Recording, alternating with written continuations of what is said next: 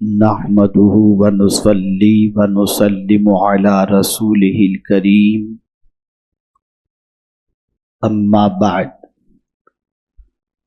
فأعوذ بالله من الشيطان الرجيم بسم الله الرحمن الرحيم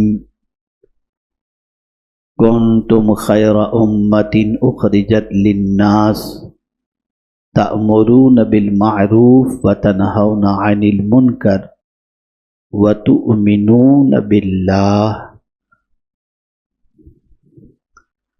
صدق الله العظيم الصلاة والسلام عليك يا رسول الله الصلاة والسلام عليك يا حبيب الله الصلاة والسلام عليك يا نبي الله الصلاة والسلام عليك يا نور الله وعلى آلك وأصحابك يا حبيب الله صلی اللہ تعالی علیہ وسلم۔ میرے پیارے آقا صلی اللہ تعالی علیہ وسلم کے پیارے دیوانوں، ہفتہ واری سنی دعوت اسلامی کے سنی اجتماع میں اللہ رب العزت آپ کا ہمارا سب کا آنا قبول فرمائے اور ہمیں قرآن و حدیث کی روشنی میں دین کی معلومات حاصل کرنے کی توفیق عطا فرمائے۔ آج کی گفتگو کا موضوع جیسا کہ آپ جانتے ہیں کہ کاش امت مصطفیٰ جانتی کہ اس کا مقام کیا ہے۔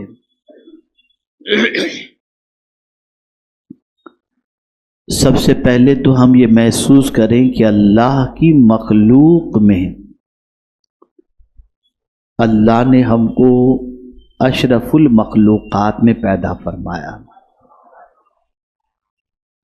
اللہ نہ کرے اگر ہمیں کوئی جانور وہ پیدا کر دیتا تو ہماری کیا حالت ہوتی۔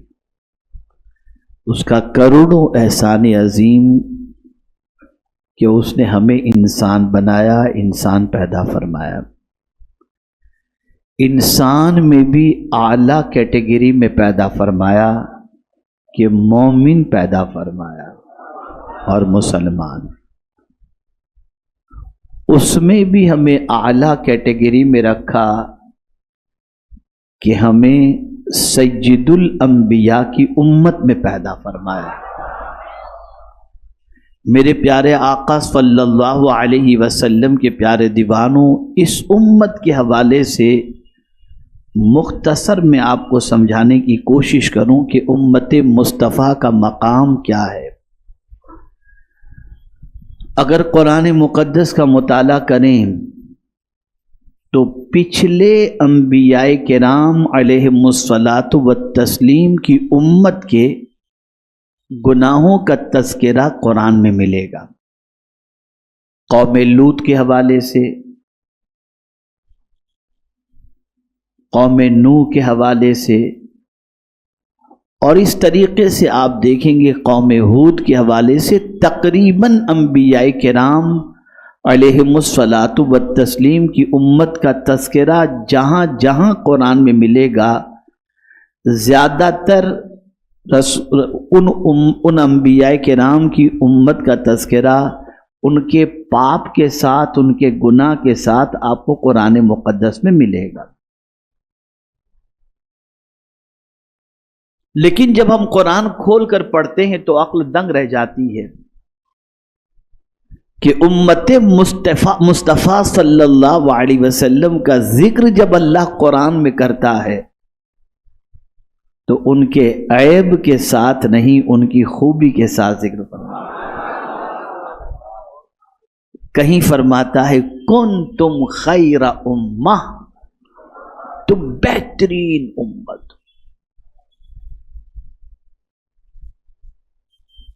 آپ اندازہ لگائیے کہ جس امت کو اللہ عز و جل بہترین امت فرمائے اس امت کی عظمت کا کون اندازہ لگا سکتا ہے؟ میرے پیارے آقا صلی اللہ علیہ وسلم کے پیارے دیوانوں، اور اس امت کو بہترین امت کا جو ٹائٹل اللہ نے عطا فرمایا تو فرمایا تم بہترین امت ہو جو لوگوں کے لیے ہی پیدا کی گئی ہے، تم نیک باتوں کا حکم کرتے ہو اور بری باتوں سے روکتے ہو اور اللہ تعالیٰ پر ایمان لاتے ہو۔ بہترین امت اس لیے ہو کہ تم اچھی باتوں کا حکم دیتے ہو اور بری باتوں سے روکتے ہو۔ اب یہاں میں آپ کو تھوڑا سا سمجھاؤں، یہ اسی امت کا خاصہ ہے کہ پچھلے انبیاء کے جو کام تھے اللہ نے اس امت کو کرنے کی توفیق عطا فرمائی۔ پچھلے انبیاء کے امتیوں کا حال یہ تھا کہ دعوت و تبلیغ کے فرائض انبیاء دیا کرتے تھے، لیکن رسول اعظم صلی اللہ علیہ وسلم کے آنے کے بعد اور آپ کی اس دنیا سے ظاہری طور پر تشریف لے جانے کے بعد مولا چاہتا ہے کہ یہ دین زندہ رہے، تو اللہ نے امت مصطفیٰ کو یہ ذمہ داری سونپی کہ اے میرے محبوب صلی اللہ علیہ وسلم کے امتیوں، میرے محبوب تو اس دنیا سے اپنی زندگی کی میعاد مکمل کر کے ظاہری طور پر پردہ فرما جائیں گے، لیکن بھٹکے ہوئوں کو راستہ اے بہترین امت تمہیں بتانا ہے۔ میرے پیارے آقا صلی اللہ تعالی علیہ وسلم کے پیارے دیوانوں، میں اگر حدیث کی روشنی میں اس امت کی فضیلت آپ کی سماعتوں کے حوالے کروں تو آپ کا ایمان تازہ ہو جائے گا۔ حضرت مقاتل ابن سلیمان رضی اللہ تعالی عنہ سے مروی ہے کہ حضرت موسیٰ علیہ الصلاۃ والتسلیم نے اللہ کی بارگاہ میں عرض کی، یا الہ العالمین، میں نے تورات کی تختیوں میں ایسی امت کا ذکر پایا ہے جو شفاعت کریں گے اور ان کی شفاعت قابل قبول ہوگی، اے اللہ انہیں میری امت بنا دے۔ موسیٰ علیہ السلام نے توریت میں ایسی امت کا ذکر پڑھا جو امت شفاعت کرے گی، اس کی شفاعت اللہ قبول فرمائے گا۔ تو حضرت موسیٰ اللہ کی بارگاہ میں عرض کرتے ہیں، اے اللہ اس امت کو میری امت بنا دے۔ تو رب العالمین جل جلالہ نے ارشاد فرمایا، وہ تو میرے مصطفیٰ کریم کی امت ہوگی۔ پھر حضرت موسیٰ علیہ الصلاۃ والتسلیم نے اللہ کی بارگاہ میں عرض کیا، الہ العالمین، میں نے تورات کی تختیوں میں ایک ایسی امت کا ذکر دیکھا ہے جن کے لیے 5 نمازیں ان کے گناہوں کا کفارہ بنیں گی، انہیں میری امت بنا دے۔ تو رب العالمین جل جلالہ نے ارشاد فرمایا، اے موسیٰ وہ تو میرے محبوب کی امت ہے۔ یعنی اس امت کی پوزیشن یہ کہ صبح اس نے گناہ کیا فجر کی نماز کے بعد، اور جیسے ہی اس نے ظہر کی نماز ادا کی، اللہ فجر اور ظہر کے درمیان ہوئے گناہوں کو نماز کی وجہ سے معاف فرما دے گا۔ تو حضرت موسیٰ علیہ السلام نے ایسی عظیم امت جس کو اللہ نے یہ اعزاز عطا فرمایا، جس پر اللہ نے یہ کرم فرمایا، آرزو کرتے ہیں کہ اللہ یہ امت میری امت بنا دے، تو رب نے فرمایا کہ یہ میرے محبوب کی امت ہے۔ تو پھر حضرت موسیٰ علیہ السلام نے عرض کیا، اے میرے پروردگار، میں نے تورات میں ایسی امت کا تذکرہ دیکھا ہے جو گمراہوں کو قتل کریں گے، بلکہ بھینگے دجال کو بھی قتل کریں گے، انہیں میری امت بنا دے۔ تو رب نے فرمایا، وہ تو میرے محبوب کی امت ہے۔ میرے پیارے آقا صلی اللہ تعالی علیہ وسلم کے پیارے دیوانوں، اب آپ دیکھیں حضرت موسیٰ علیہ الصلاۃ والتسلیم اسی طریقے سے عرض کرتے جا رہے ہیں یہاں تک کہ حضرت موسیٰ علیہ الصلاۃ والتسلیم نے رب قدیر کی بارگاہ میں عرض کیا کہ یا رب العالمین، میں نے تورات کی تختیوں میں ایک ایسی امت کا تذکرہ پایا ہے جس امت کے 70,000 افراد بغیر حساب و کتاب کے جنت میں داخل ہوں گے، اے اللہ انہیں میری امت بنا دے۔ تو رب قدیر جل جلالہ نے فرمایا وہ تو میرے نبی کی امت ہوں گے، میرے محبوب کی امت ہوں گے۔ حضرت قتادہ سے بھی اسی طرح ہی مروی ہے، لیکن ان کی روایت میں یہ اضافہ ہے کہ حضرت موسیٰ علیہ الصلاۃ والتسلیم نے اللہ کی بارگاہ میں عرض کیا یا رب العالمین، میں نے تورات کی تختیوں میں ایک ایسی امت کا ذکر پایا ہے جو بہترین امت ہوگی، اچائی کا حکم اور برائی سے منع کرے گی، انہیں میری امت بنا دے۔ ارشاد باری تعالی کہ پروردگار ارشاد فرمائے گا وہ تو میرے محبوب محمد عربی صلی اللہ علیہ وسلم کی امت ہے۔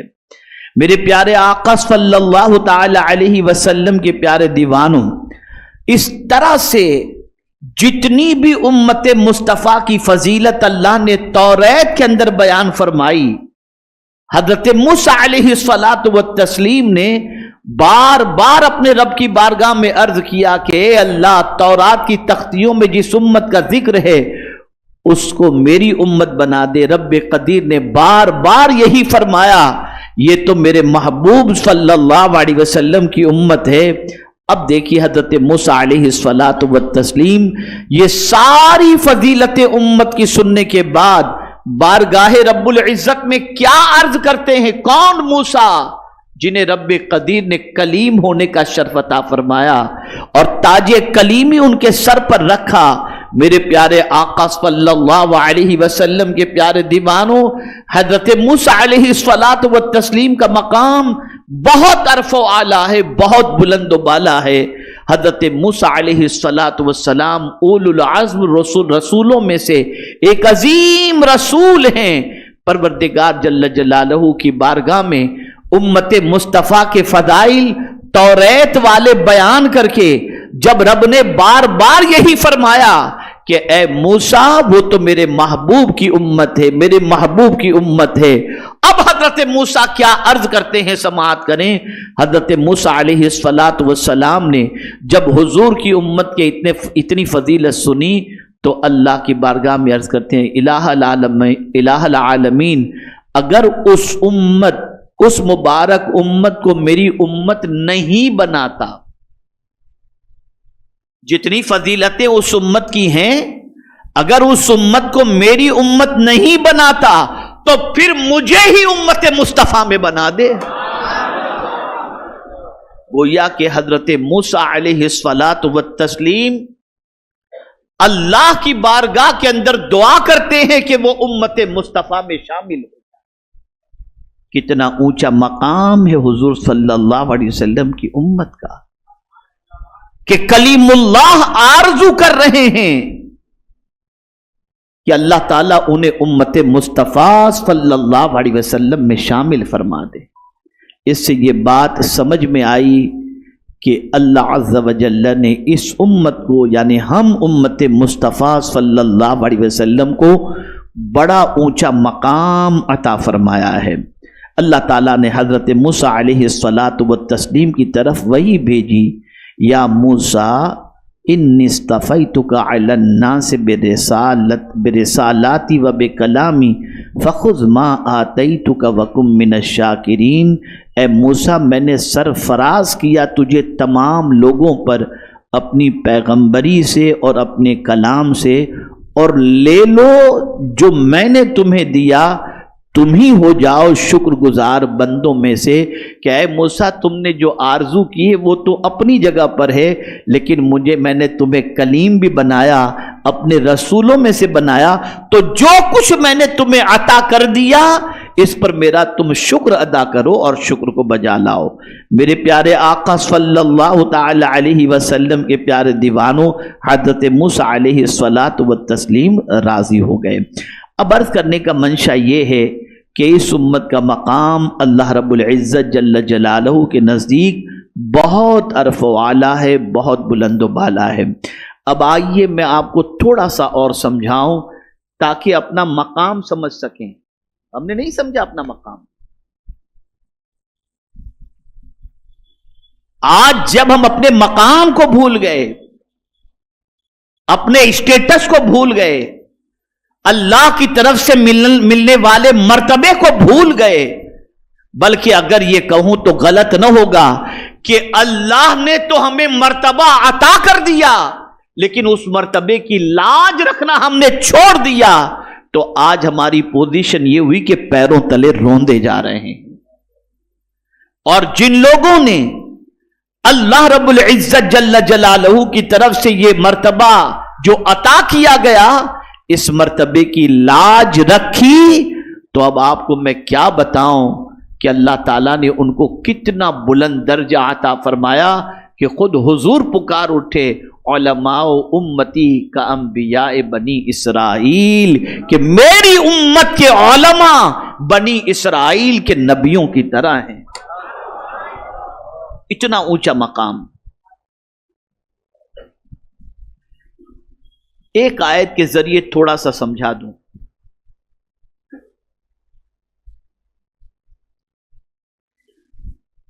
میرے پیارے آقا صلی اللہ تعالی علیہ وسلم کے پیارے دیوانوں، حضرت سلیمان علیہ الصلاۃ والتسلیم کے امتی کا حال کیا ہے؟ مجمع ہے. آپ ارشاد فرماتے ہیں کون ہے تخت بلقیس کو میرے پاس لا کر کے پیش کر دے، اور جلدی سے. تو قرآن کہتا ہے آپ کے ماننے والوں میں آصف برقیہ نام کا جو موجود تھا، اس کے پاس کون سی کتاب کا علم تھا؟ قال الذی عنده علم من الکتاب انا آتیک بہ قبل ان یرتد الیک طرفک. جس کے پاس کتاب کا علم تھا. کون سی کتاب کا؟ قرآن تو نازل نہیں ہوا تھا. قرآن تو نازل نہیں ہوا تھا. بڑی تعداد میں طلبہ بھی موجود ہیں، غور سے اس چیز کو سمجھیں. کس کتاب کا علم تھا ان کے پاس؟ قرآن کا علم تو نہیں تھا. اور جس کتاب کا علم تھا وہ کتاب قرآن سے بھی تو افضل نہیں. قرآن اللہ کی کتابوں میں سب سے عظمت والی کتاب کا نام ہے. جیسے حضور سارے رسولوں میں افضل، ایسے حضور پر نازل ہونے والی کتاب بھی ساری کتابوں سے افضل، اور حضور کی امت بھی سارے نبیوں کی امت سے افضل. غور سے سنیے گا، بات تھوڑی سمجھ میں آئے گی. قال الذی عنده علم من الکتاب، جس کے پاس کتاب کا علم تھا، اس نے کہا انا آتیک بہ قبل ان یرتد الیک طرفک، پلک کے جھپکنے سے پہلے میں آپ کے سامنے تخت بلقیس لا کر کے پیش کر دوں گا. اب میں آپ سے پوچھنا چاہتا ہوں، جس کے پاس کتاب کا علم تھا، وہ کتاب ممکن ہے اللہ عز و جل کا کوئی صحیفہ ہو جس کا علم اس کے پاس ہو. اس کی طاقت کا عالم یہ کہ منو ٹن کا تخت اور سینکڑوں میل کی دوری پر موجود اور کئی دروازوں میں بند، لیکن وہ کہہ رہا ہے کہ پلک کے جھپکنے سے پہلے تخت بلقیس کو لا کر آپ کے سامنے پیش کر دوں گا. اب یہیں سے آپ سمجھیں حضور کی امت کی فضیلت کو، کہ جب اس کتاب کے علم والے کی طاقت کا یہ عالم، تو جس کے پاس قرآن کا علم ہوگا، اس کتاب کا علم رکھنے والے کا مقام کتنا عرف و اعلیٰ ہوگا.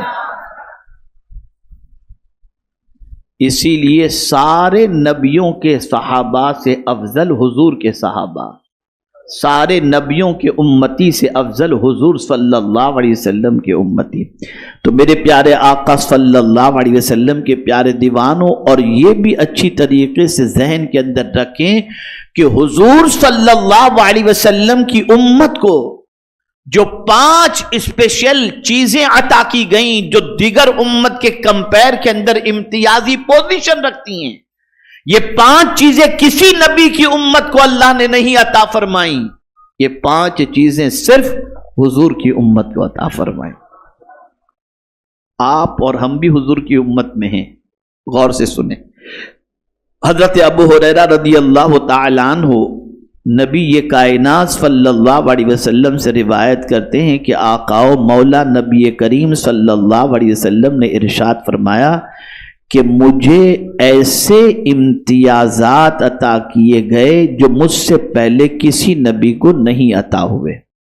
یہ حضور کے بارے میں، حضور کی امت کے بارے میں نہیں، حضور کے بارے میں۔ مجھے سرخ و سیاہ کی طرف رسول بنا کر بھیجا گیا، میرے لیے روئے زمین کو مسجد اور قابل طہارت بنا دیا گیا، 1 مہینے کی مسافت سے میرے روب دشمنوں پر ڈال دیا گیا، میرا روب، میرے لیے مال غنیمت کو حلال قرار دے دیا گیا، مجھے اذن شفاعت عطا ہوا، وہ میں نے اپنی امت کے لیے محفوظ کر لیا۔ اب حضور صلی اللہ علیہ وسلم کو یہ اعزاز ملا، یہ امتیازات، کسی نبی کو اللہ نے یہ 5 خصوصیات نہیں عطا فرمائی، حضور کو عطا فرمائی۔ اب حضور کے صدقے میں اس امت کو جو اعزاز ملا وہ سنیے۔ حضرت کعب احبار رضی اللہ تعالیٰ عنہ فرماتے ہیں کہ اللہ جل شانہ نے اس امت کو 3 ایسے اعزازات عطا فرمائے ہیں جو انبیاء کرام کو عطا کیے گئے تھے۔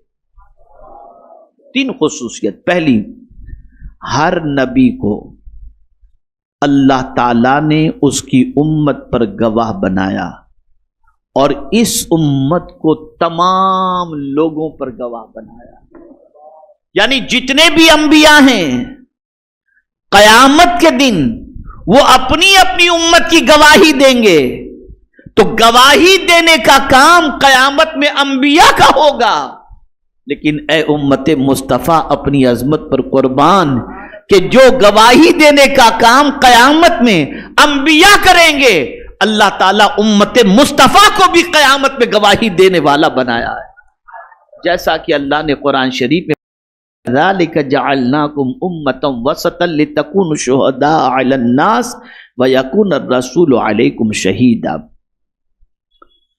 میرے پیارے آقا صلی اللہ علیہ وسلم کے پیارے دیوانوں، ہوگا کیا قیامت میں جب دیگر انبیاء کرام علیہم الصلاۃ والتسلیم کی امت کے حوالے سے فیصلہ ہوگا اور اس امت سے پوچھا جائے گا کہ کیا تم کو میرے انبیاء نے، میرے نبیوں نے دعوت نہیں دی تھی دین کی؟ تمہیں سب نہیں بتایا تھا اچھا برا؟ تمہاری طرف میں نے نبی نہیں بھیجے تھے؟ تو اس وقت انبیاء کرام کی امت جھوٹ بولے گی اور قیامت میں کہے گی تیرے نبیوں نے ہم تک کوئی پیغام نہیں پہنچایا۔ تو اللہ تعالیٰ انبیاء کرام سے فرمائے گا کہ یہ جھوٹ بول رہے، کوئی گواہ ہو تو پیش کرو، تم نے پیغام پہنچایا ہے، اس کی کوئی گواہ ہو، کس کے کوئی گواہ ہو تو پیش کرو۔ قربان جائیے امت مصطفیٰ کی عظمت پر، انبیاء حضور کی امت کو گواہ بنا کر پیش کریں گے اور حضور کی امت گواہی دے گی کہ یہ انبیاء کرام نے یقیناً تیرا پیغام پہنچایا تھا، ہم اس کی گواہی دیتے ہیں۔ تو انبیاء کرام کی امت کہے گی یہ تو تھے ہی نہیں، یہ تو تھے ہی نہیں، ان کی گواہی کیسے قبول کی جائے گی؟ تو جب ان سے پوچھا جائے گا کہ تم تھے نہیں تو گواہی کیوں دے رہے ہو، تو کہیں گے ہم تو نہیں تھے لیکن تیرے سچے رسول نے ہمیں بتایا تھا، تو ان کے کہنے پر ہم گواہی دے رہے ہیں۔ اللہ تعالیٰ امت مصطفیٰ کی گواہی کو قبول فرما لے گا۔ یہ فضیلت کی سنت۔ قیامت میں بھی جو امت مصطفیٰ کو مقام ملے گا کتنا عرف و اعلیٰ ملے گا، ذرا سوچو۔ اسی کے ساتھ آپ دیکھیں دوسرا اعزاز انبیاء کرام کے لیے حکم ہوا ہے، یا ایھا الرسول کلوا من الطیبات واعملوا صالحا، اے میرے پیغمبرو پاکیزہ چیزیں کھاؤ اور اچھا کام کرو۔ یہاں ایک میں آپ کو توجہ آپ کی چاہوں گا، کھانا کیوں چاہیے، یہ مقصد بیان کیا جا رہا ہے۔ کھانے کا مقصد کیا ہونا چاہیے یہ قرآن بیان کر رہا ہے، اور کیا کھانا چاہیے یہ بھی قرآن بیان کر رہا ہے۔ جو ملا سب نہ کھا لو، بلکہ کھاؤ پاکیزہ چیزوں میں سے۔ فرمایا گیا امت مصطفیٰ کو نہیں، یہ بات تو امت مصطفیٰ صلی اللہ علیہ وسلم سے کہی گئی ہے، لیکن یہی بات اللہ نے انبیاء سے فرمائی، رسولوں سے فرمائی کہ کھاؤ پاکیزہ چیزوں میں سے۔ اور کیوں کھاؤ؟ کھا کر کے نیک عمل کرو، کھا کر نیک عمل کرو۔ جو حکم اللہ نے انبیاء و رسول کو عطا فرمایا، اسی طریقے سے اللہ نے اسی قسم کا ملتا جلتا حکم حضور کی امت کو بھی عطا فرمایا، اور فرمایا کلوا من طیبات ما رزقناکم، پاکیزہ چیزوں میں سے کھاؤ جو ہم نے تم کو روزی کی شکل میں عطا کیا ہے۔ یہاں سے یہ بات سمجھ میں آئی کہ اللہ تعالیٰ نے اس امت کو کتنا بڑا اعزاز عطا فرمایا کہ بعض وہ چیزیں جو اپنے رسولوں کو اس نے فرمائیں، وہی بات اس نے اپنے نبی کی امت کو بھی عطا فرمائی ہے۔ کتنا اونچا مرتبہ ہے۔ اور اسی کے ساتھ ساتھ یہ بات مجھے اتنی پسند آئی، خدا کی قسم طبیعت میری مچل گئی جب میں پڑھ رہا تھا، طبیعت مچل گئی۔ ہر نبی کو اللہ نے ایک دعا دی ہے، اور ویسے یعنی سارے انبیاء مستجاب الدعوات ہوتے ہیں، ان کی دعائیں بارگاہ سمدیت میں مقبول ہوتی ہیں، لیکن ایک دعا اسپیشل اللہ نے ان کو موقع دیا کہ یہ ایک دعا ضرور تم کرو، رد نہیں ہوگی۔ تو تقریباً انبیاء نے دنیا ہی میں وہ دعا کر لی، لیکن حضور صلی اللہ علیہ وسلم نے اس دعا کو آخرت کے لیے چھوڑ دیا۔ تکلیفوں کے باوجود، مصیبتوں کے باوجود، پریشانی کے باوجود حضور نے وہ دعا نہیں کی، اس دعا کو بچا کے رکھا قیامت کے لیے کہ جب اپنی امت کو حضور پریشانی میں دیکھیں گے تو اللہ کی بارگاہ میں وہ دعا کریں گے جس کی وجہ سے حضور کی امت کو اللہ جنت میں داخل فرما دے گا۔ لیکن جو چیز سمجھنی، انبیاء کو ایک دعا دی گئی کہ تم کرو، جیسے وہ مستجاب الدعوات ہوتے ہیں، تو اس امت کو اللہ نے کیا دیا؟ اللہ قربان جائے، اللہ نے اس امت سے فرمایا ادعونی استجب لکم۔ اللہ فرماتا ہے مجھ سے مانگو، میں تمہاری دعا قبول کروں گا۔ یعنی انبیاء کی دعا کو اللہ قبول فرماتا ہے، اور ان کے صدقے میں، رسول اعظم صلی اللہ علیہ وسلم کے صدقے میں، اللہ نے اس امت کو بھی یہ توفیق اور موقع عطا فرمایا کہ میرے بندو، میرے محبوب کی امتیوں، تم غم نہ کرو، تم مجھ سے دعا کرو، میں تم۔ یہ بہت بڑا اعزاز ہے اس امت کا، بہت بڑا اعزاز ہے۔ اب یہاں ایک چھوٹی سی بات میں آپ کو سمجھاؤں، حضور کی سنت کی روشنی میں، یاد رکھیے گا، زندگی بھر کام آنے والی بات بتا رہا ہوں۔ آج اگر ہم پر مصائب کے پہاڑ ٹوٹتے ہیں، تکلیفیں آتی ہیں، تو ہم کیا کرتے ہیں؟ ہم اللہ کی بارگاہ میں عرض کرتے ہیں، اللہ میری کوئی نیکی جو تجھے پسند ہو، اس کے صدقے میں تو میری تکلیف کو دور فرما دے، پریشانی کو دور فرما دے۔ کرتے ہیں نا، غلط نہیں ہے، لیکن جن کی سوچ اونچی ہوتی ہے ان کا مانگنے کا طریقہ بھی عجیب ہوتا ہے۔ ایک اللہ کے ولی سخت آزمائش میں گرفتار ہوئے، سخت تکلیف میں گرفتار ہوئے، اور وہ تکلیف ایسی تھی کہ ان کو ہلا کے رکھ دی تھی، اور ان کو چین نہیں تھا۔ بہت عظیم فکر میں پیش کر رہا ہوں، کسی کروٹ ان کو سکون نہیں تھا، تو اللہ کی بارگاہ میں عرض کرتے ہیں، میرے مولا، میری نیکیوں میں سے اگر کوئی نیکی تجھے بہت پسند ہو تو اس نیکی کے صدقے میں میری تکلیف کو دور فرما دے۔ ان کی دعا قبول ہوئی، اور تکلیف آنے واحد کے اندر ختم ہو گئی، پلک کے جھپکتے تکلیف ختم۔ اب تکلیف ختم ہوئی تو وہ رونے لگے، تکلیف ختم ہوئی تو وہ رونے لگے۔ لوگوں نے کہا حضور اتنی بڑی تکلیف جو تھی اللہ نے دور فرما دی، اب رونے کی کیا وجہ ہے؟ آپ کو تو اللہ کا شکر ادا کرنا چاہیے۔ اب سنیے ان کا جواب سنیے۔ ارشاد فرماتے ہیں میں نے میری زندگی کی وہ نیکی جو بارگاہ سمدیت میں مقبول ہو گئی تھی اس کا بدلہ تو میں نے دنیا ہی میں مانگ لیا، میں نے دنیا ہی میں مانگ لیا۔ اب آخرت میں اللہ فرمائے تیری کوئی ایسی نیکی ہے ہی نہیں جو قبولیت کے معیار پر اترتی ہو، تو قیامت کی مصیبت سے میں کیسے نجات پاؤں گا؟ یہ اللہ والوں کی سوچ، یہ اللہ والوں کی فکر۔ اور یہ فکر ملی کہاں سے؟ یہ مدینے کے تاجدار سے فکر ملی کہ رسول اعظم نے اپنی دعا کو آخرت کے لیے چھوڑ دیا، اور ان کی فکر آخرت کی اتنی تھی کہ اپنی امت کو کیسے بھی کر کے میں جنت کے اندر داخل کروا دوں۔ یہ سرکار کی سوچ تھی۔ میرے پیارے آقا صلی اللہ علیہ وسلم کے پیارے دیوانوں، اسی کے ساتھ ساتھ اس امت کے لیے 5 انعامات رکھے گئے۔ کتنے انعامات؟ بولیے۔ مذکور ہے کہ اللہ جل شانہ نے اس امت کو 5 انعامات سے نوازا ہے۔ اس امت کو کمزور، ضعیف پیدا کیا گیا تاکہ تکبر نہ کرے۔ غور سے سنیے گا، شاید سمجھ میں بات نہیں آئی، اس کو سمجھاؤں۔ خلق الانسان ضعیفا، یہ قرآن کہتا ہے۔ اللہ نے انسان کو کمزور پیدا کیا۔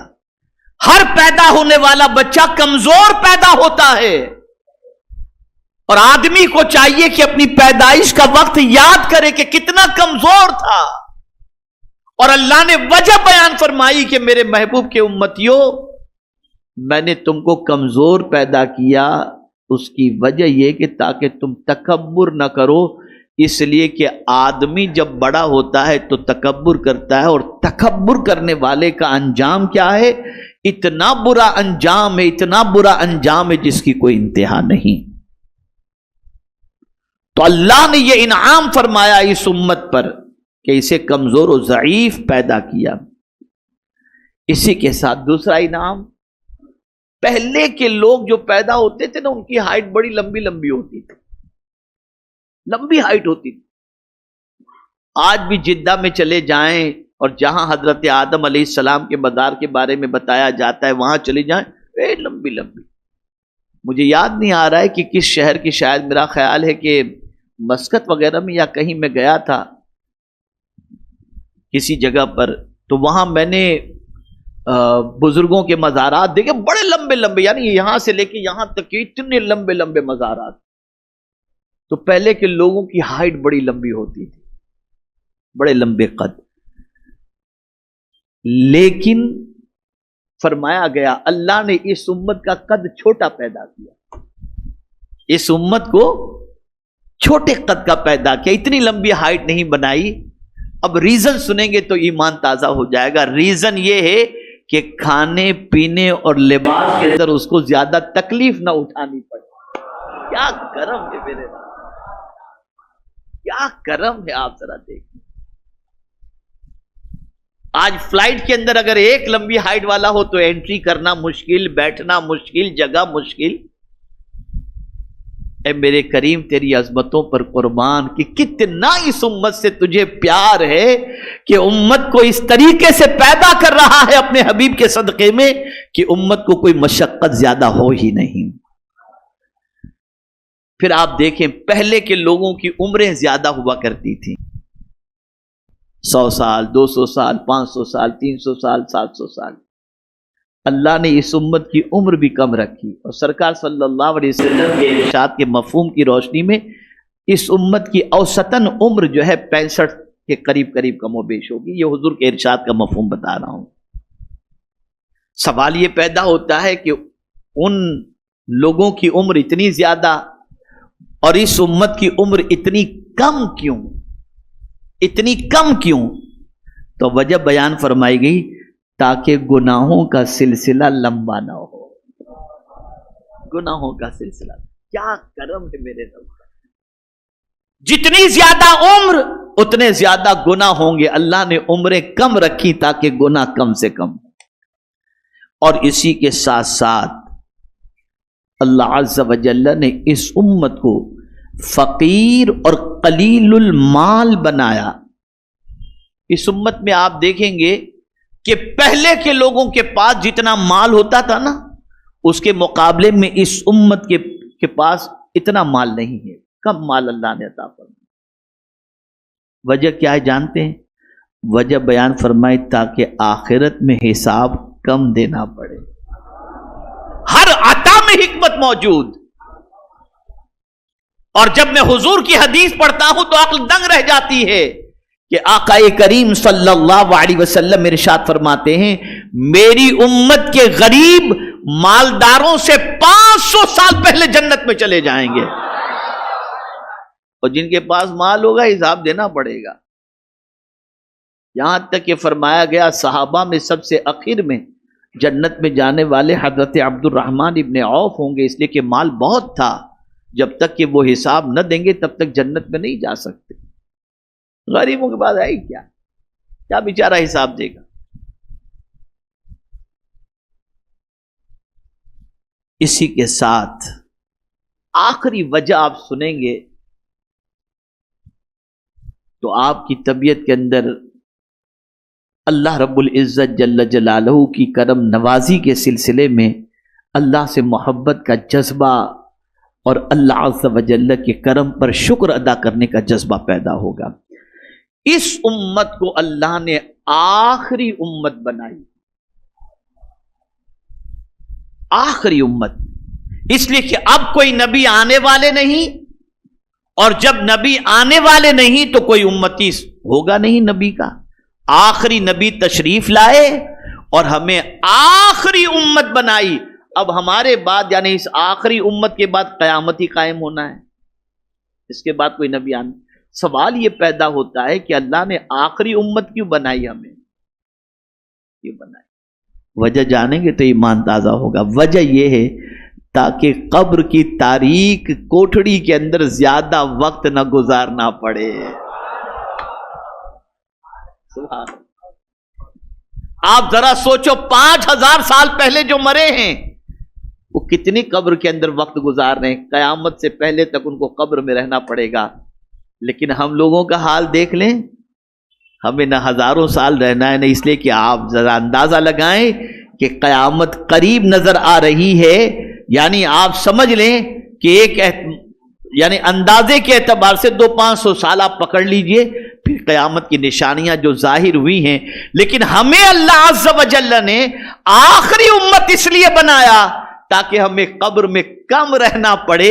اور میرے پیارے آقا صلی اللہ تعالی علیہ وسلم کے پیارے دیوانوں، اللہ عز و جل کا کتنا کرم ہے کہ رسول اعظم صلی اللہ تعالی علیہ وسلم کے صدقے میں اللہ نے یہ کرم کی نظر ہم پر فرمائی. اب سنیے، اس امت پر حضرت آدم علیہ السلام کی گواہی مذکور ہے کہ حضرت آدم علیہ السلام کا فرمان عالی شان ہے کہ اللہ تعالیٰ نے امت مصطفیٰ کو 4 ایسی چیزیں عطا فرمائی جو اللہ نے مجھے عطا فرمائی. حضرت آدم فرماتے ہیں کہ اللہ نے اس امت کو 4 ایسی چیزیں عطا فرمائی جو اللہ نے مجھے عطا فرمائی. میری توبہ مکۃ المکرمہ میں قبول ہوئی، جبکہ امت مصطفیٰ جہاں بھی توبہ کرے اللہ اس کی توبہ کو قبول فرما لے. یعنی قبولیت توبہ کے حوالے سے فرما رہے ہیں. لیکن حضرت آدم وہاں جا کر توبہ کیے اور ان کی توبہ قبول ہوئی. لیکن اے امت مصطفیٰ اپنی قسمت پر ناز کرو، جہاں بیٹھ کر تم توبہ کرو اللہ تمہاری توبہ کو قبول فرما لیتا. دوسری بات، حضرت آدم علیہ السلام فرماتے ہیں میں نے لباس پہنا تھا، اللہ کی حکم عدولی ہو گئی، مجھ سے جنتی لباس واپس لے کر بے لباس کر دیا گیا۔ توجہ چاہوں گا، خدا کی قسم کیا بات ہے۔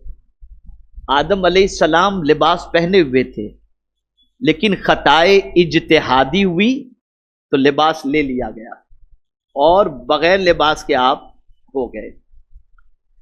لیکن امت مصطفیٰ برہنہ ہو کر بھی گناہ اور نافرمانی کرتی ہے، لیکن اللہ تعالیٰ اسے لباس بھی پہناتا ہے اور ان کے گناہوں اور نافرمانیوں کی پردہ پوشی بھی کرتا ہے۔ پردہ پوشی، اللہ اکبر۔ ایک بزرگ کی بات بتاؤں، خاص طور پر جو طلباء، علماء، مبلغین ہیں، یہ غور سے سنیے گا، بڑی اہم بات ہے۔ احساس اپنے اندر پیدا کرو، یہ آج کا بہت بڑا سبق لے کر کے اٹھیں، خاص طور پر دین کے خدام۔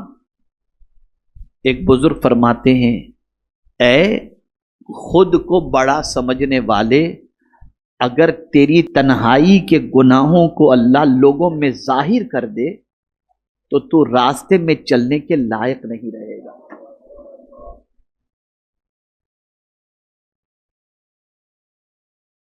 آج ہم سلام کا خراج وصول کرتے ہیں، ہار کا خراج وصول کرتے ہیں، نذرانوں کا خراج وصول کرتے ہیں، محبتوں کا خراج وصول کرتے ہیں، لیکن ہماری تنہائیوں کے گناہ کے بارے میں اگر لوگوں کو علم ہو جائے تو پتھر مار مار کر کے ہمیں بھگا دیں۔ لیکن کون ہے جو تنہائی کے گناہوں کو چھپا کے رکھا ہے؟ وہ میرا کریم ہے، اس نے پردہ ڈال کے رکھا ہے۔ اسی لیے استاد زمن کہتے ہیں، عیب میرے نہ کھول محشر میں، نام ستار ہے تیرا یا رب۔ اور پھر یہ اتنی عظیم اللہ عز و جل کی سنت ہے اور اللہ عز و جل کا یہ احسان ہے کہ اللہ ستار العیوب ہے، اس نے عیبوں پر پردہ ڈالے رکھا ہے۔ اب اگر کوئی مسلمان یہ چاہتا ہے کہ اللہ اس کے عیب پر بھی پردہ ڈالے رکھے تو سرکار فرماتے ہیں، من ستر مؤمنا فقد سترہ اللہ فی الدنیا والآخرہ، جو کسی مومن کا عیب چھپائے اللہ دنیا اور آخرت میں اس کے عیب کو چھپا دے گا۔ اب اگر تم کسی کا عیب جانتے ہو تو چھپاؤ، ظاہر مت کرو، افشا مت کرو، بیان مت کرو، عیب کو چھپاؤ، عیب کو۔ تو حضرت آدم علیہ الصلاۃ والتسلیم نے اللہ کا کرم اس امت پر جو ہے اس کے بارے میں فرمایا۔ تیسرا جو حضرت آدم علیہ الصلاۃ والتسلیم فرماتے ہیں کہ جو اللہ نے اس امت کو عظمت عطا فرماتے ہیں، جب مجھ سے احکام الہی میں کوتاہی ہو گئی تو میرے اور میری بیوی کے درمیان جدائی ڈال دی گئی۔ 300 سال تک کم و بیش حضرت آدم علیہ السلام اور حضرت حوا ایک دوسرے سے جدا رہے۔ کتنے سال تک؟ کم و بیش 300 سال تک۔ لیکن اس امت کے بارے میں کیا فرماتے ہیں؟ امت محمد صلی اللہ علیہ وسلم نافرمانی کرتی ہے لیکن ان کی بیویوں کے درمیان اللہ جدائی نہیں ڈالتا، نہیں ڈالتا۔ کتنا احسان، کتنا کرم ہے، آپ دیکھیے۔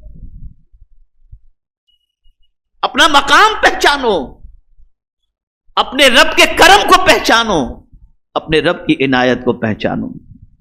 اسی کے ساتھ ساتھ ارشاد فرماتے ہیں، جب مجھ سے حکم الہی کے خلاف ہو گیا تو مجھے جنت سے نکل آنے کا حکم مل گیا، جبکہ امت مصطفیٰ جنت سے باہر نافرمانی کرے گی۔ ہم لوگ جنت میں نہیں گئے نا ابھی تک، اللہ ہم سب کو جنتی بنا دے۔ ہم جنت سے باہر رہ کر اللہ کی نافرمانی کرتے، اور خطائے اجتہادی حضرت آدم علیہ السلام کی جنت میں ہوئی، جنت میں ہوئی۔ حضرت آدم یہ کہتے ہیں، خطائے اجتہادی کی بنیاد پر جنت سے اللہ نے مجھے دنیا میں بھیج دیا، لیکن اے امت محمدیہ اپنی قسمت پر ناز کر کہ تو دنیا میں نافرمانی کرتا ہے، لیکن اللہ عز و جل اپنے محبوب کے صدقے میں تجھے جنت میں داخل فرما دے گا۔ کیا کرم ہے آپ کو. خدا کی قسم اپنا مقام پہچانو, اپنے رب کے ہونے والے احسانوں کو پہچانو.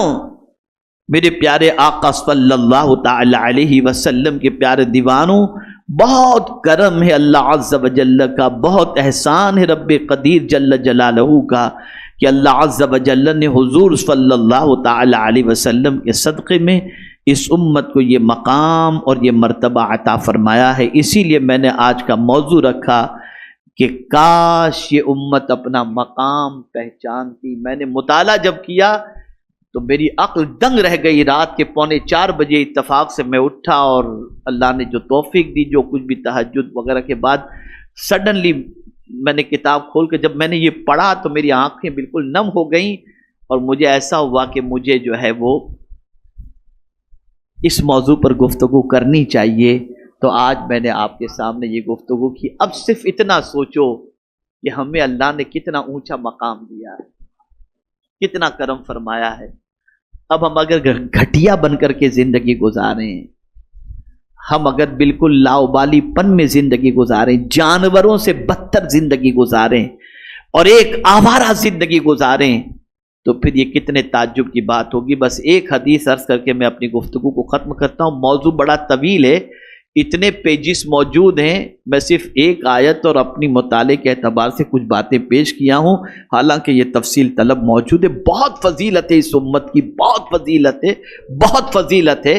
وقت اتنا نہیں کہ میں گفتگو کر سکوں. اب سوال یہ پیدا ہوتا ہے, جب اللہ نے یہ مقام اس امت کو عطا کیا, اس مقام اللہ نے یہ مقام عطا کیا, اب ہمیں کرنا کیا ہے؟ ہمیں کرنا کیا ہے؟ تو ایک حدیث کی روشنی میں سمجھا دوں. حضرت ربیعہ ابن کعب رضی اللہ تعالیٰ عنہ سے سرکار نے فرمایا, سلنی یا ربیعہ, اے ربیعہ مجھ سے مانگو.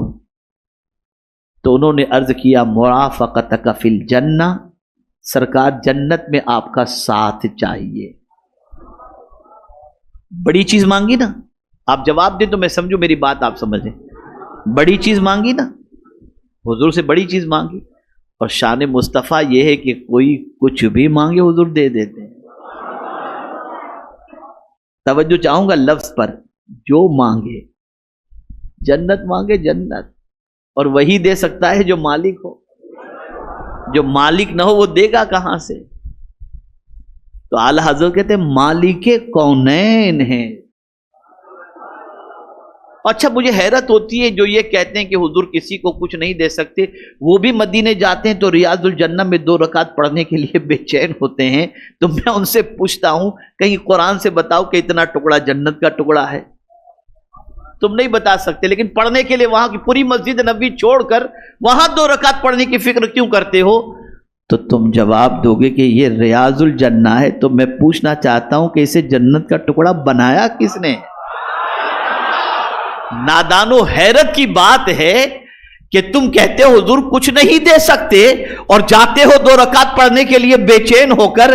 یہ تمہاری عقل کا جو ہے وہ دیوالیہ پن ہے کہ ایک طرف مانتے بھی ہو لیکن ایک طرف شیطان کی شرارت کے شکار بھی ہوتے ہو. حضور صلی اللہ علیہ وسلم کو اللہ عز و جل نے قاسم نعمت بنا کر کے بنایا, قاسم نعمت بنایا ہے. اسی لیے حضور فرماتے انما انا قاسم واللہ یعطی, میں ہی بانٹنے والا ہوں اور اللہ ہی دینے والا ہے. اللہ عز و جل کی ہر عطا ملے گی مصطفیٰ پیارے کے در سے ملے گی. اسی لیے اعلیٰ حضرت کہتے ہیں بخدا خدا کا یہی ہے در. قربان جائیے, کیا کہتے ہیں؟ قسم کھا کر کہتے ہیں. یاد رکھیں اعلیٰ حضرت کوئی جھوٹی قسم نہیں کھاتے. قسم بخدا, خدا کا یہی ہے در, نہیں اور کوئی مفر مکر. جو وہاں سے ہو یہیں آ کے ہو, جو یہاں نہیں تو وہاں نہیں. قربان جائیے, نہیں اور کوئی مفر مکر, یعنی یہاں سے تم اگر فرار کی راہ اختیار کرو تو یہاں سے بھاگنے کے بعد کوئی اور جگہ قرار کی ہے ہی نہیں. اور اگر تمہیں حضور کے در سے کچھ نہیں مل رہا, اگر تم کہہ رہے ہو, تو سمجھ لو کہ اللہ نے دینے کا ارادہ ہی نہیں فرمایا, اس لیے جو وہاں سے ہو یہیں آ کے ہو، جو ملے گا حضور کے در سے ملے گا، اور قیامت تک جو ملے گا مصطفیٰ کے صدقے میں ملے گا۔ اور حضور نے فرمایا انما انا قاسم واللہ یعطی، طلبہ سن رہے ہیں، انما حصر کے لیے آتا ہے، مانی یہ میں ہی بانٹنے والا ہوں اور اللہ ہی دینے والا ہے۔ اس لیے حضرت ربیعہ ابن کعب سے سرکار صلی اللہ علیہ وسلم نے یہ نہیں فرمایا کہ جنت مانگ رہے ہو میں کہاں سے دوں، نہیں، دے دی جنت۔ لیکن صرف جنت نہیں مانگے تھی، ہوشیار تھے نا، صحابہ بہت ہوشیار تھے۔ اچھا ہوشیاری آتی کہاں سے؟ ذرا غور کیجیے گا، طلبہ کو میں خاص طور پہ سمجھاتا ہوں اور آپ لوگ بھی سمجھیں، ہوشیاری آتی کہاں سے؟ جتنے بڑے ہوشیار کے ساتھ بیٹھو گے اتنی بڑی ہوشیاری آئے گی۔ اللہ ٹپو کے ساتھ بیٹھو گے تو کبھی ہوشیاری نہیں آئے گی۔ تو صحابہ بیٹھتے تھے حضور کے ساتھ تو سوچ بھی بڑی اونچی ہوتی تھی اور بات بھی بڑی اونچی ہوتی تھی۔ ہم تو جاتے، ہماری سوچ کتنی گھٹیا ہے، اب جاتے مدینے میں تو پتہ نہیں کیا کیا مانگتے ہیں، لیکن صحابہ حضور سے کبھی دنیا مانگے ہو تو مجھے بتا دو مجھے، مانگتے تھے آخر جنت میں حضور کا ساتھ مانگا، حضور کا ساتھ مانگا۔ اب دیکھیے حضور نے فرمایا اس کے علاوہ بھی کچھ چاہیے؟ تو عرض کرتے ہیں حضور آپ کو مانگ کر کے سب کچھ مانگ لیا۔ اب جو حضور فرماتے ہیں یہ آج کا سبق ہے۔ حضرت ربیعہ ابن کعب سے فرمایا ربیعہ اس عطا کی لاج بھی رکھ لینا، اور اس عطا کی لاج کیا ہے؟ کثرت سے سجدہ کر کے میری مدد کرو۔ یعنی مراد یہ ہے کہ اتنا اونچا مقام تو میں نے تم کو دے دیا تمہارے مانگنے پر کہ جنت میں تم میرے ساتھ رہو، لیکن کل کو ایسا نہ ہو کہ کوئی یہ کہے کہ اتنا بڑا اونچا مقام اسے دے دیا، وہ تو اس لائق نظر نہیں آتا۔ اگر تم چاہتے ہو کہ میری عطا کی لاج ہو تو کثرت سے سجدے کیا کرو۔ اب یہاں میں اس حدیث کی روشنی میں سبق دیتا ہوں، اور وہ سبق یہ ہے کہ اے مسلمانوں، اللہ نے اپنے حبیب کے صدقے میں ایک عظیم امت کا تاج ہمیں عطا فرما دیا۔ اب اللہ کی عطا کی بھی لاج ہمیں رکھنا ہے، کوئی گھٹیا کام ایسا نہیں کرنا جس کی وجہ سے کوئی یہ کہے دیکھو یہ حضور کی امت ہے اور ایسا کام کر رہی ہے۔ ایسے کام کرو کہ دنیا قسمت پر رشک کرے اور دنیا یہ کہنے پر مجبور ہو جائے اسے کہتے ہیں غلام رسول، اسے کہتے ہیں حضور کا سچا امتی۔ تو اللہ کی عطا کی لاج رکھنا یہ ہماری ذمہ داری ہے۔ یہ چند کلمات میں نے آپ کی سماعتوں کے حوالے کیے اس امید پر کہ انشاءاللہ العظیم ہم آج کے دکھائے ہوئے آئینے کے اندر اپنی حقیقتوں کو دیکھنے کی کوشش کریں گے کہ ہم کیا ہیں۔ دیکھیے ایسا ہے، اس کو میں سمجھا دوں کہ ایک بکری جو ہے وہ شیر جو ہے وہ بکری کے ساتھ گھومتا ہوتا ہے اور اسے کچھ سمجھ میں نہیں آتا، زندگی گزرتی رہتی، تو کہ تو بکری کے ساتھ گھوم رہا ہے، تجھے معلوم ہے تو شیر ہے، شیر سے تو بکری ڈرا کرتی ہے، تو عجیب جانور ہے کہ تو بکری کے ساتھ گھومتا ہے۔ ارے بولے میں شیر کہاں ہوں، میں تو بکری ہوں، میں تو بکری ہوں۔ اس لیے کہ بکری کے ساتھ رہتے رہتے کسی نے اس کو دکھایا نہیں تھا کہ تو شیر ہے، تو لے گیا اسے لے جانے والا اور لے جا کر کے پانی کے سامنے اس کو کھڑا کر دیکھ تیری شکل، اسے پانی میں دیکھا تو دیکھا رہے میں تو شیر ہوں، میں اور بکری کے ساتھ۔ وہ شیر فوراً بکری کے اوپر ہاتھ ڈالتا ہے اور اپنی غذا بنا کے کھا جاتا ہے۔ پتہ چلا جب تک کہ آئینہ نہ دکھاؤ عظمت سمجھ میں نہیں آتی ہے۔ میں نے آج آپ کو عظمت بتا دی، اب پچھلے نبی کے امتیوں کی طرح مت رہنا، اب اپنی عظمت کو سمجھتے ہوئے ایسا کام کرو کہ اللہ عز و جل راضی ہو جائے اور اس کے رسول صلی اللہ علیہ وسلم راضی ہو جائیں۔ اللہ مجھے سب سے پہلے اور ساتھ میں آپ سب کو توفیق عطا فرمائے۔ وما علینا الا البلاغ المبین۔